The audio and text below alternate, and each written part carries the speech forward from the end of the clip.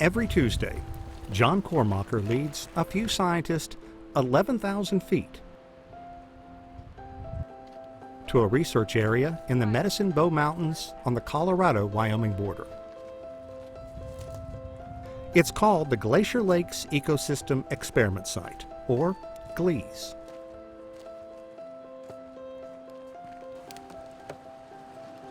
The GLEES project began in the 1980s when the major concern was acid rain. The burning of fossil fuels triggered highly acidic rainfall that was killing trees and squeezing the life out of lakes.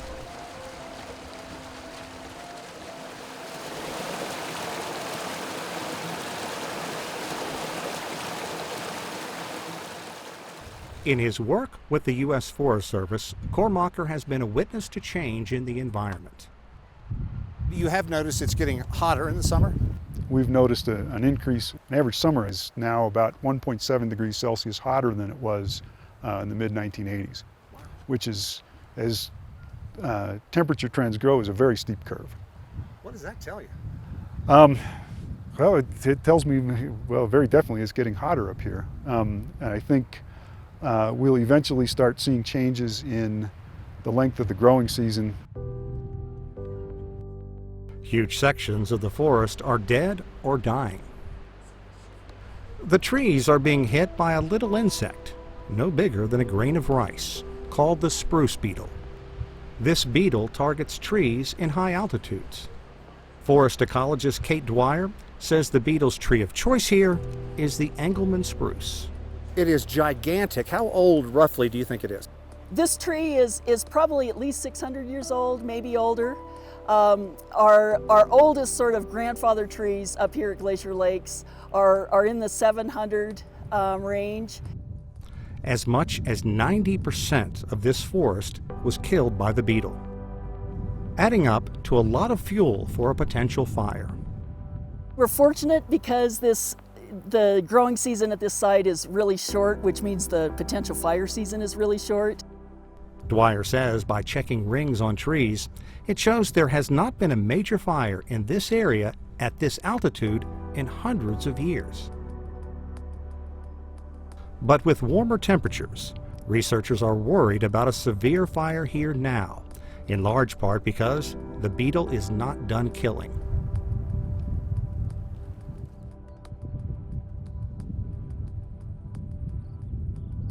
This is what gives many forest researchers hope. More than 350 kilometers south of the Colorado-Wyoming border, we are back near Colorado Springs. We are in the Hayman Fire on the Pike National Forest, in a portion of the fire that burned with low to moderate severity.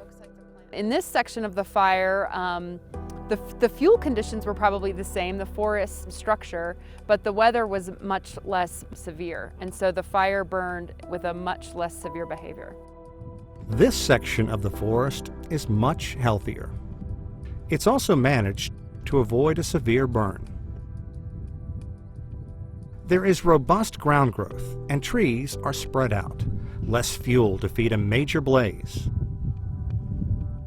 When I see those thick forests at this elevation, I think, oh, that's just waiting for either the bugs or a fire to come through. So I think to the untrained eye, like I thought, well, that looks great. But explain why that is. They're so dense that from a fire standpoint, it would be easy for a fire to jump from crown to crown. And these ponderosa pine trees and Douglas fir trees do not like fire in their crowns. It kills them. Think about your garden. So you plant 100 tomato seeds, you don't grow 100 tomatoes. You thin them out, right? Because you want them to be able to grow well and not be susceptible to drought and resource limitations. It has been a brutal few years for foresters in the face of rising temperatures and drought. But forest management is providing a ray of hope as scientists try to gain the upper hand on damage from severe fires throughout the world.